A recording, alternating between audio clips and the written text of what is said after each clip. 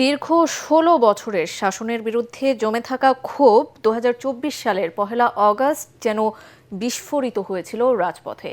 জুলাই আন্দোলনে নিহতদের স্মরণে রিমেম্বারিং আওয়ার হিরোজ কর্মসূচি, শিক্ষক নাগরিক সমাজের প্রতিবাদ, ডিবি হেফাজত থেকে বৈষম্য বিরোধী ছাত্র আন্দোলনের ৬ সমন্বয়কের মুক্তি আর সাধারণ মানুষের রাজপথে নেমে আসা সব মিলিয়ে বদলে যেতে শুরু করে দেশের রাজনৈতিক বাস্তবতা। আর আন্দোলনের দায় চাপিয়ে জামায়াত শিবিরকে নিষিদ্ধ করে সরকার। ঘটনাবহুল সেই ১ আগস্টই যেন শুরু করেছিল আওয়ামী লীগের পতনের শেষ কাউন্টডাউন। রিপোর্ট করছেন ইয়াসিন রানা। একদিকে রাজপথে প্রতিবাদের ঢেউ, অন্যদিকে রাষ্ট্রীয় দমন-পীড়নের চাপ। জুলাই জুড়ে বাংলাদেশ দেখেছে এক অভূতপূর্ব গণ আন্দোলন। আর ১ আগস্ট এসে সেই আন্দোলন নেয় নতুন মোড়। সরকারের কঠোর অবস্থান, গ্রেফতার, হামলা আর প্রাণহানির ভয় উপেক্ষা করে রাজপথে নামে হাজারো মানুষ। শিক্ষার্থী থেকে শিক্ষক, অভিভাবক থেকে সংস্কৃতিকর্মী, ধীরে ধীরে যুক্ত হতে থাকে সমাজের নানা শ্রেণী পেশার মানুষ। জুলাই আন্দোলনে নিহতদের স্মরণে বৈষম্য বিরোধী ছাত্র আন্দোলনের ডাকে পালিত হয় রিমেম্বারিং আওয়ার হিরোজ কর্মসূচি। ১ আগস্ট রোজ বৃহস্পতিবার বৈষম্য বিরোধী ছাত্র আন্দোলনের কর্মসূচি হলো রিমেম্বারিং আওয়ার হিরোজ।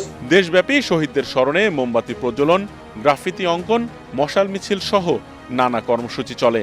শোক আর প্রতিবাদের মধ্য দিয়ে নতুন প্রজন্ম জানিয়ে দেয়, স্মৃতি মুছে ফেলা যাবে না।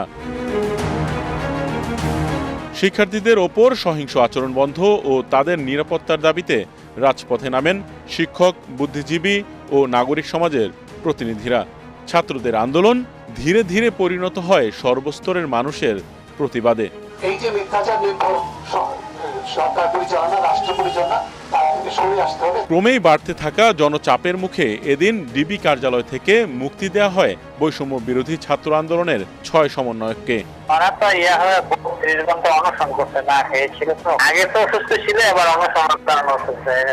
একই দিনে আন্দোলনের পেছনে জামাত ও ইসলামী ছাত্র শিবিরের সম্পৃক্ততার অভিযোগ তুলে নির্বাহী আদেশে সংগঠন দুটিকে নিষিদ্ধ ঘোষণা করে সরকার।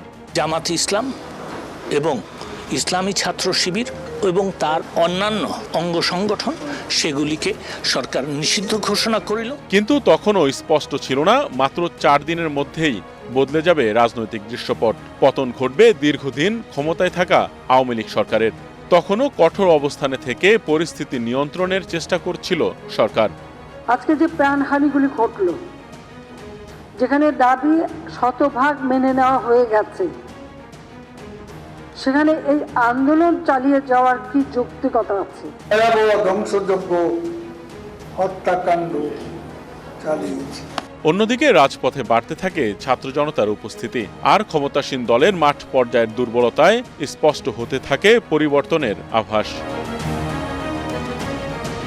২০২৪ সালের ১ আগস্ট তাই শুধু একটি দিন নয়, এটি ছিল ইতিহাসের এক সন্ধিক্ষণ, যেদিন শুরু হয়েছিল এক দীর্ঘ স্বৈরশাসনের শেষ অধ্যায়ের কাউন্টডাউন। ইয়াসিন রানা, এটিএন বাংলা, ঢাকা।